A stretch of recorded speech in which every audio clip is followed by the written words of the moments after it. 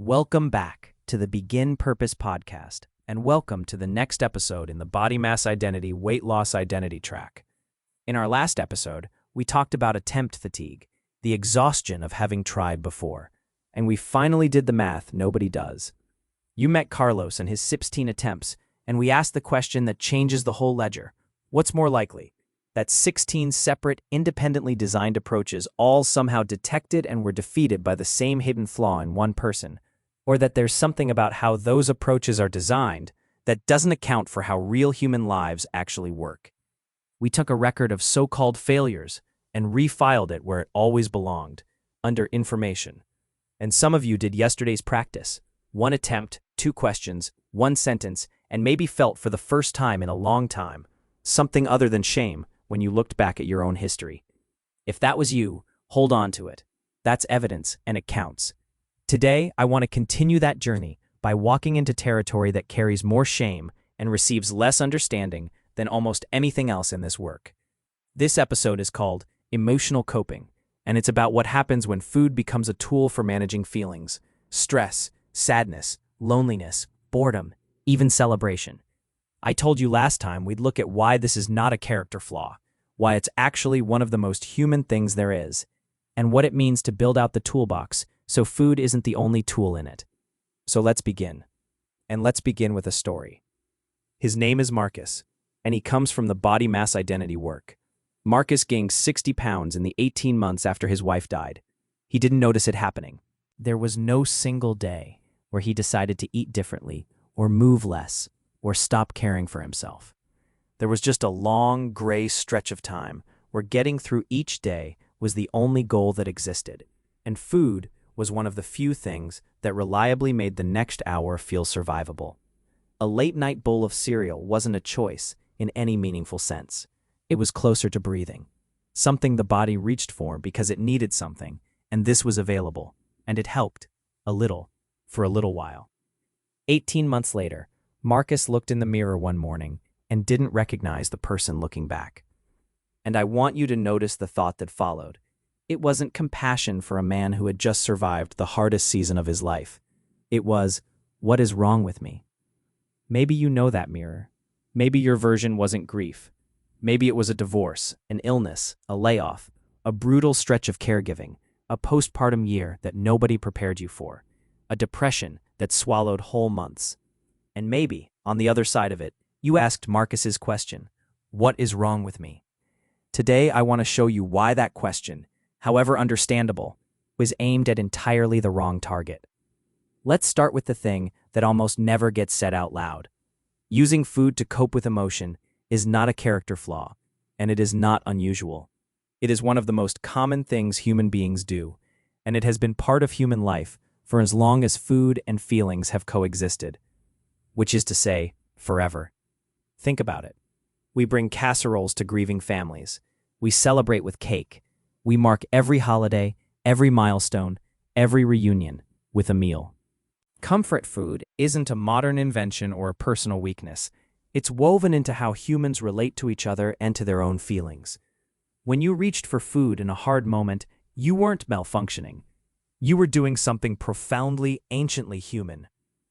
So the question this work asks is never, does emotional coping happen? Because for nearly everyone, to some degree, it does. The real question is different, and it's worth saying slowly. Is food the only tool in the toolbox? And is it being asked to do more than any single tool can actually do? That was Marcus's situation. The issue was never that he turned to food. In a period of overwhelming grief, eating was one of the only things that offered any relief at all, even if that relief was brief. The issue was that food had become close to the only tool he had, asked night after night, to manage a grief that no single tool could ever fully hold. When one tool is asked to carry everything, it gets used constantly. Not because the person is weak, because the toolbox is understocked. And here's the reframe I most want you to take from today, because it may be one of the most important in this entire framework. If your body changed during a hard season, your body did not fail you. Your body helped you get through something.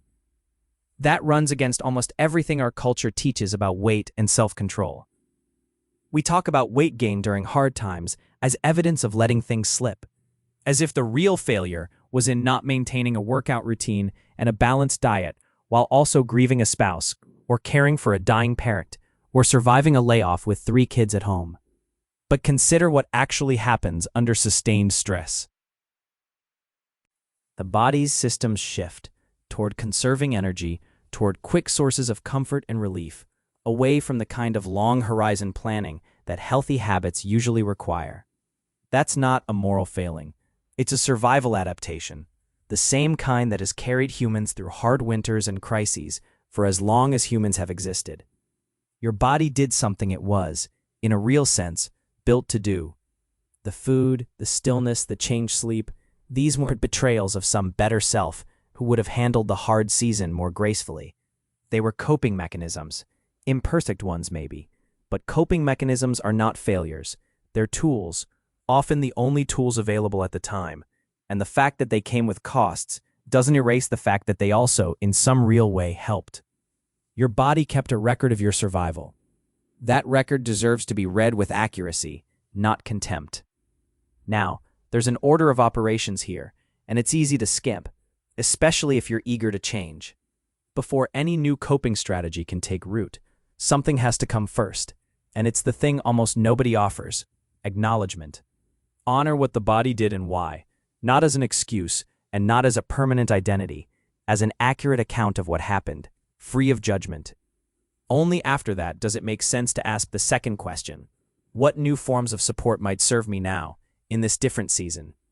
If you skip the first step and jump straight to fixing, you end up trying to build new tools on top of an unexamined belief that the old ones were shameful failures. That foundation doesn't hold. It produces the same shame-driven cycle that put Marcus in front of that mirror, asking what was wrong with him. So what does building out the toolbox actually look like?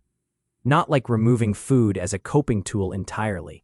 That's rarely realistic, and it isn't even the goal. The goal is to make sure food isn't carrying a weight it was never built to carry alone. And that starts with a kind of specificity most of us have never applied to our own feelings. Different emotions tend to call for different things. Boredom often responds to a change of activity or environment, not a better snack, a different room. Loneliness responds to connection, a phone call, a text, even just sitting somewhere with other people around, no conversation required. Stress might respond to movement, or to a few minutes of doing absolutely nothing, away from screens. And grief, as Marcus learned, often doesn't respond fully to any single tool. Grief may need company, ritual, time, and sometimes professional support, in addition to, not instead of, whatever else helps. Notice the shape of this. These new tools don't have to beat food in some dramatic showdown. A 2-minute walk doesn't need to feel as immediately comforting as the thing it sits beside. It just needs to exist as an additional option. Because options, unlike rules, don't generate shame when they're not used. A rule says you must not eat when we're stressed, and every exception becomes a failure. An option says when the toolbox opens, there's more than one thing in it, and every use is simply a choice. Over time, quietly, the additional options become available more often. That's the whole mechanism. Just a fuller toolbox. Now let me bring this into the middle of the journey, because if you're currently losing weight through bariatric surgery, a GLP-1 medication, or a lifestyle change, this domain has a twist that almost nobody warns you about. For many people mid-journey, the old tool goes quiet. Surgery changes what eating feels like. The medications famously turn down the volume on food. Some people say the food noise they've lived with for decades just stops. And here's what catches people off guard. The emotions don't stop. The stress still arrives. The loneliness still shows up on a Tuesday night. The grief still surfaces. But the tool that used to manage those moments, the one tool that was always in the box, is muted. And if food was doing a job for you all those years, losing it can feel less like freedom and more like being understaffed.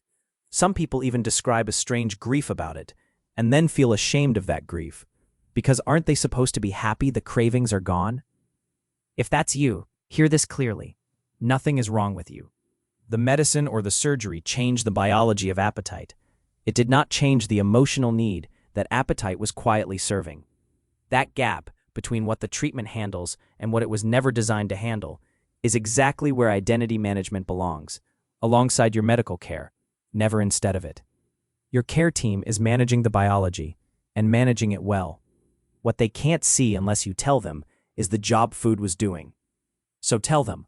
Bring this to your doctor, your nutritionist, your therapist if you have one, and say it plainly. Food was doing a job for me. It was how I handled stress, or loneliness, or the end of a hard day. That job is still open. Help me staff it. That one sentence turns a hidden struggle into a shared project. And if the season that shaped your body's story is still raw, if the grief or the trauma underneath the pattern feels bigger than day-to-day coping, reaching for professional support isn't a step backward or a sign this work isn't for you. It's often the most identity-aligned action available. So here is your practice for today. And in keeping with everything we've built so far, it's the smallest possible version. Today, write one sentence, an observation, not a confession. The shape is this. When I feel blank, I tend to blank because it gives me blank. When I feel overwhelmed in the evening, I tend to eat something even if I'm not hungry because it gives me a few minutes of relief. That's it. No judgment attached. No vow to change it. No plan. Just a pattern, observed instead of only lived inside of. And if you want one small extension, only if, add a second sentence naming one additional option that might, occasionally, offer a similar few minutes. A 2-minute walk, a text to a friend, 5 minutes with something that makes you laugh. You are not promising to use it. You're just placing it in the toolbox, where options belong. And notice what happens when you write that first sentence. The pattern stops being a secret verdict about your character and becomes a piece of information about your life. If you feel even a flicker of relief in that shift, a little air where the shame used to be, log it. That's a non-weight win. The scale can't measure it, and it counts. Thank you for joining me for this episode of the Begin Purpose podcast. In our next episode, we're going to turn from how you cope to something even closer to home. Your relationship with the body you actually live in. Not how you think about your body or feel about your body.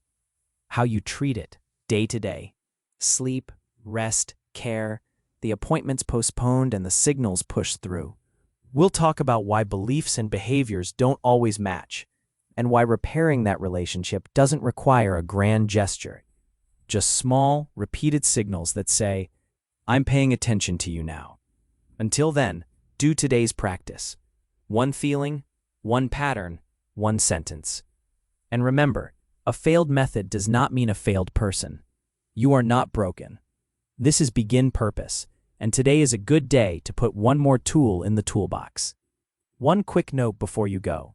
This podcast offers identity and self-reflection tools.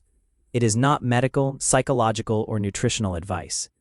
Always work with your doctor, nutritionist, or licensed professional on decisions about your health, medications, or eating.